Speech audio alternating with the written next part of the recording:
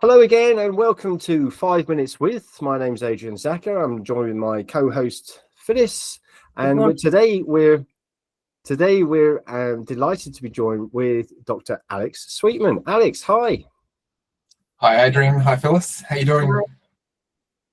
Very well. Thank you for joining us. So, Alex, could you tell us a little bit more that horrible interview question? Tell me about yourself. Sure. Yeah. So I'm a sleep researcher based in Adelaide, Australia. I work for the Australasian Sleep Association as a senior program manager. So my day job is to provide education throughout the primary care ecosystem all around sleep health and sleep disorders. And then some of my research interests are around the comorbidity of insomnia and obstructive sleep apnea. So when people have both conditions at the same time.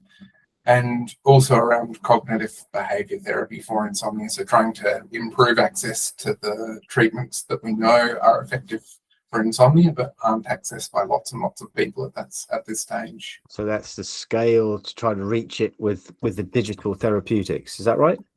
Yeah, that's one option, scaling up digital therapeutics, but also training a lot of clinicians, so training more psychologists. We're providing training to GPs, to pharmacists and so on, to deliver components of CBTI or full brief CBTI programs.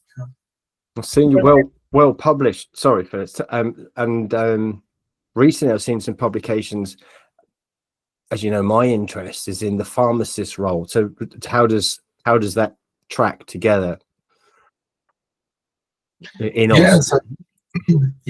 I mean, pharmacists provide millions of consultations to support people with sleep problems. We know that community pharmacy is really frequently a first port of call or the first point of contact with the health system.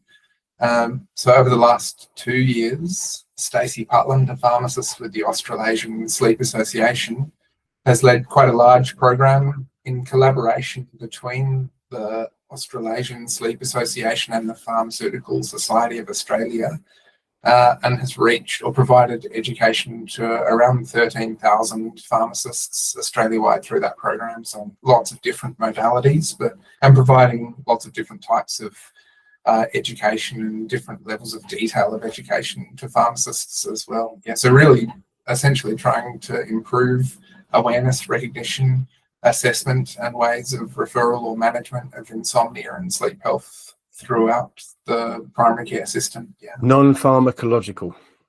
Yeah. You got it. Yep. Yeah. I was very impressed with your website that details all your research that you've done and the stuff that's in the pipeline as well.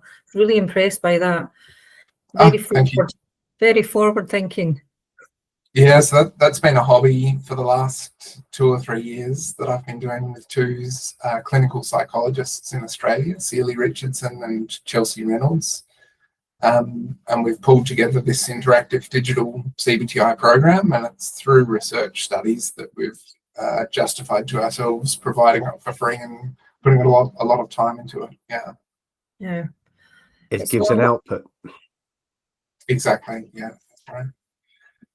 So tell me then, so we've got your interest. So the awake check, that's what we're here for. That's what we're going to chat about. So come on, Alex, tell me your thoughts, your position on the awake check, on what we're trying to do with regard to understanding how common insomnia, sleep apnea symptoms are in the UK and COMISA.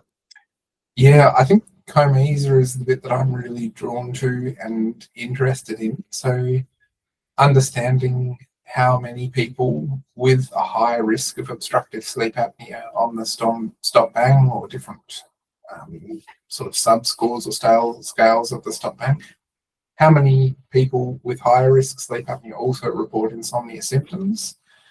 And then the inverse of that, how many people with sort of clinically relevant insomnia also have a high risk of obstructive sleep apnea on the stop bang? So looking at the prevalence of COMISA from both denominators, I think is really interesting. And then something that not many people have done in the past is actually start to dig into different insomnia subtypes or the difficulties initiating sleep, maintaining sleep, or early morning awakenings, and whether they differ between those with and without obstructive sleep apnea or map on to different components of the stop bang as well. So looking at like itemized associations between the two scales there, I think will be really interesting. And you need a large number of participants to start doing some of those analyses where you're digging quite fine into the data. So something like the Awake Check study, if we can reach the intended numbers, it will be an amazing data set to do some of the work. We've got to try, which is fabulous that you're here supporting us today.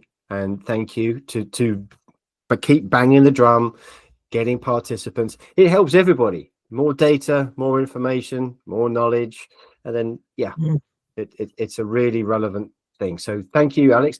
I don't think we need to labor it. This was 5 minutes with. So, Alex, thank you very much. Phyllis, did you have anything more you want to round up? And no, I don't think so. I'm just really excited to be involved in the project, and hopefully we'll get some big numbers and we can do something with this data that's worthwhile. Absolutely. So, awakecheck.co.uk. Please. Thanks, guys. Take care. Thank you very much. Bye-bye.